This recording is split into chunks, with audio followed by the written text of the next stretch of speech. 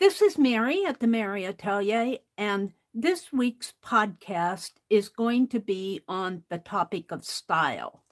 Before I get into that, I want to show you my progress on the phone cover holder that I am doing with Tunisian crochet. If you look at this closely, you will see that I completely changed the stitch style.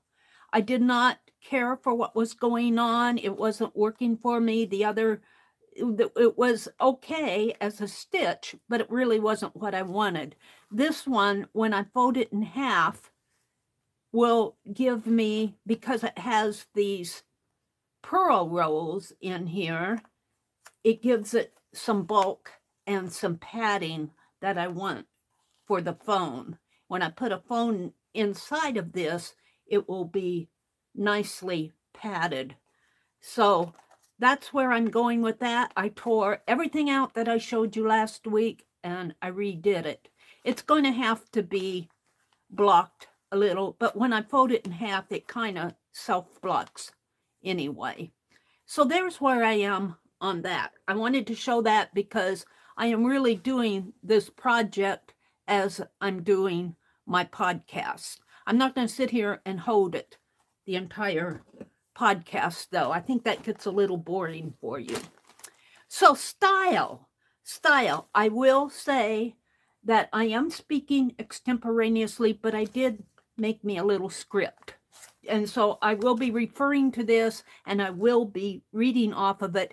I am working on my speaking style to where I'm not saying and so much. And I find that if I have notes to read off of, I do not dwell because I have something to look at. I'm not trying to gather my thoughts. And when I try to gather my thoughts, I'm going, So let's see how this works. I want to talk about style. We all have an art style. Even those of us who are not professional artists, when we do our art in our personal art journey, our art has style, whether we realize it or not. So just what is style? Do you know what it means to have style? Or a definite type of art style? Can you identify your own art style? Do you have an art style? Do you even care what your art style is or if it falls under a certain style? So just what is this thing called style? Well, let's grab a definition from Merriam-Webster, the dictionary, of course. And it defines style as both a verb and a noun. A verb in the sense that you're going to style something. It's the action of making something in a particular way. And in our case, it would be the way that we create our art. No matter what we're doing, whether we're doing an art journal page or tags or ATCs or drawing or a painting, it falls under a particular technique that we're using, or maybe even more than one, especially if you're doing mixed media. As a noun, Merriam describes it as the manner or technique in which something is done. So how does style even relate to us at our level? Well, like I said, we all have art style, whether we realize it or not. And if you take the time to look at YouTube videos on the topic of style or research it on the internet, you'll quickly find out there are a lot of different opinions about the word style. Some people just don't want anything to have to do with the word. They don't want to be labeled. They don't want to be categorized. They want to be out of that box of whatever people think that their style is. They want to be free to create. And I understand that concept, but no matter where their freedom leads them, they still are going into a style, a category. To me, the word style is a classification of art. It's a tool to help us understand where we are in our art journey. So if you agree that, okay, I might have a style to my art, but does that mean that I'm locked into that style forever? Oh, dear me, no. Oh, dear me, no. Of course not. You will find that your style changes as you grow, as you discover new things, as you explore along your art journey. You will use several techniques. Think of some artists. One that comes to my mind right away is Pablo Picasso. The way I understand it, his art was very realistic when he first started. And then as he journeyed along in his life and his art technique, he became very abstract in nature. His art did. So, and, you know, I found it very interesting. I researched some of the people who create ephemera and art tools that we use in our art at our level, at our art journaling level. The person that comes to my mind right away is Tim Holtz. And if you read Tim Holtz at timholtz.com, his personal website, and read his about information, he says that he has a very eclectic vintage style. So obviously he's identified his style, but that doesn't mean he can't do anything realistic. You know. And another person that I watch frequently is Julie Balzer. And if you read her about information at her website, you will find out that she describes her art style as being very transformative. She likes to pull together all these different elements and create them into a united whole. I think the word transformative is the word that stuck in my mind that Julie used. But style does not even have to be art related. It can apply to a lot of different areas. Architecture can have a certain style. Design, fashion, oh my goodness. If you just type in, how do I find my style in your browser, you will be hit by 20 million fashion articles. It seems like that's at the top of the search. The fashion style is very big out there. Writing style. There are investment styles. There is a certain style of film and television. There's styles of literature. There's styles of music. And you know what? Even people have different styles. And have you ever heard somebody say, oh, they have style? Well, obviously, they're talking about it in the positive sense. You like their style. You like how they are presenting themselves. And other people have style too, and it may not be in the positive. You know, look at that person's style. Oh, well, anyway. So what about art style? What are some art styles?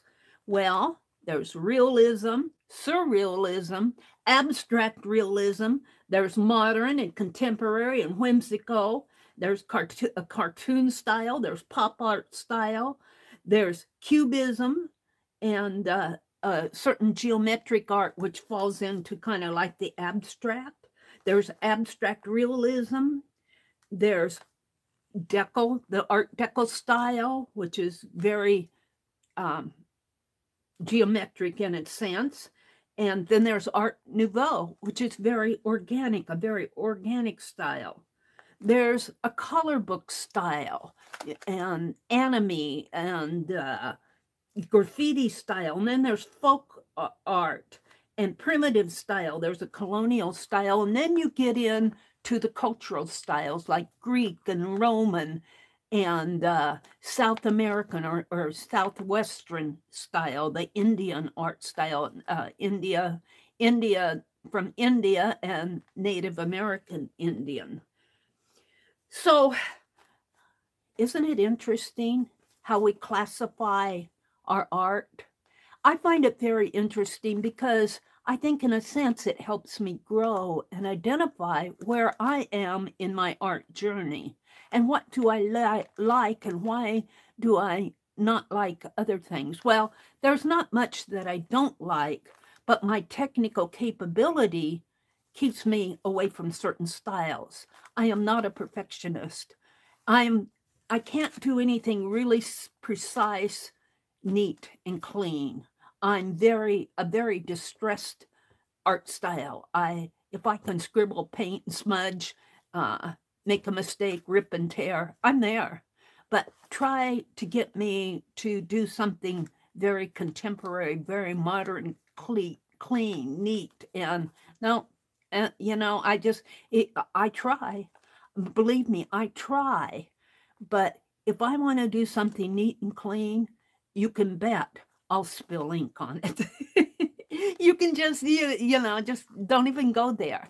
So sometimes our technical capability, and you know what? That's perfectly okay. Other people do not like distress or they can't go there. They have to have things very measured, very presentable, very neat and clean. And I'll tell you, I think these are the people that make it in the graphic, if they want to be a graphic designer, because if you're doing something for somebody else, unless they are requesting something very distressed, you want your art to be as neat and clean because you're in a sense doing it for somebody else, and many times you're getting paid for it. So, but maybe that's one reason why I don't do much art. I don't even like to accept commissions because what I have in my head and what I put down on paper may be a different concept than the person who requested or commissioned me to do an art project for them. I can do an art project, and then if somebody likes it, and then I'm willing to possibly give it up or sell it. But for me to take what's the concept that's in somebody else's head and grab onto that, that's just, I can't go there. Now, a lot of artists can. So your personal journey along the way, and as you grow, defines your art style. You're not locked into any one particular art style. So where does that leave us? Well, let me check my notes. Oh, I talked about it. We're stuck with it forever. So we all have an art style, whether we accept it or not. And I just hope that I put some of my art down here so you can see some of my art. You can see it's very distressed. And in a sense, this is very much an art journaling technique. There's nothing really new about this. I think I've collaged some things down here. I've used some ephemera. I used a fussy cut up here. And if you go through here, you'll see, yes, I like to sketch and draw. I like to, here's one of my drawings. But you know, if you look at this lady, well, it kind of looks like her, but it's still very illustrative. I identify as having a very illustrative art style. I get into some skin tones here, but I don't spend hours and hours and hours trying to make this photorealistic. I just don't go there. And in fact, I have noticed about myself that I get bored. I get bored doing repetitive art. I know when I do 18 postcards, like I started here, well, here are 3 of them. And I like where they've gone so far. This was a prompt that I went to 5 prompts and maybe the added wildcard prompt here where I started adding the tatting. But I get bored after a while doing repetitive things. Ask me to color. It bores me. And I don't mean that in a negative sense because coloring is a complete, it's completely legitimate. A lot of people like to color, but I get bored with it. I get bored with doing things like mandalas because it's very repetitive and it's very, in a sense, it's very technical.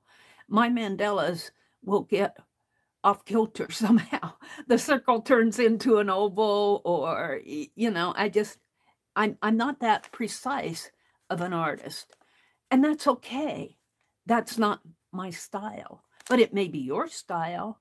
And that leads us into the topic of art appreciation when I want to talk into a different podcast. This is a big world. We cannot have a style, but we can enjoy that style in somebody else. We can appreciate it in somebody else. So I want to leave you with the thought of maybe doing a couple of exercises. I'm going to leave a link in the description box below of an article I found at Sketchbook Skool, which is Danny Gregory and some other artists out there. And this article was written by a person, Tara Roskell, and it's How to Find Your Art Style, 14 Rules to Guide You. And I found that very interesting article. I don't want to talk about it because it is their work. I'm going to link to it. And I think I want to leave you with maybe a little exercise, one of two. Work through, if you're interested in finding your style, if this podcast has at all inspired you to think more about your art and where you might fall in your art journey, the classification of art that you're doing right now, go to read this article and work through some of the exercises in there. I find it very, very interesting. Now, not everybody says, you know, I've watched these videos and they say, you know, they're tired of people. There are videos out there that says, I'm so sick of people wanting to know their art style. And yeah, see, there's that attitude, and that's okay because that's where they are. But I see style as a discovery of yourself, your own art journey. Don't dismiss it. Or if you do dismiss it, at least think about it. Don't poo-poo it, because other people may want to discover where they're at. The other exercise that I want to leave with you before I sign off is we all have art friends on the internet, maybe in real life. If you go to a gallery, I want you to look at their art or even look at your own art and try to identify the style of that art. Where do you think it falls? Is it abstract? Is it photorealistic? Or is it just realism itself? An attempt at realism without being photorealistic. I mean, some of this photorealistic art, you might as well just snap a photograph if you ask me. But a very talented person can create art that looks like it was snapped with a camera. Wow. That's too technical for me. I'll probably never get there in my art journey, but I can appreciate it. So look at their art and think to yourself, what style is it? Is it impressionistic? Is it abstract? Maybe it's just doodling. Maybe it falls in to one of the other categories that we mentioned, primitive or colonial. There's this thing going on now that grid journaling, as I'm talking about this out in the art communities that I visit, there's this topic of everybody's doing grid journaling. And what kind of a style do you think that is? It's several different squares with art inside of it. So that could almost be graphic in nature. It could be illustrative according to what they're putting in those boxes. It could be very, in a sense, I call my shadow boxes, which I have out here, I call this my grid journaling. I didn't start out calling it grid journaling, but see the different squares in here? It's a grid in a sense. So look at the art around you that your friends are doing and try to categorize it, classify it into a style. It will be a fun exercise. So that's my podcast for today. I hope that you've enjoyed it. I hope that it's inspired you to even just think about the word style. It's a good concept. Until next week, until the next podcast, do it in style.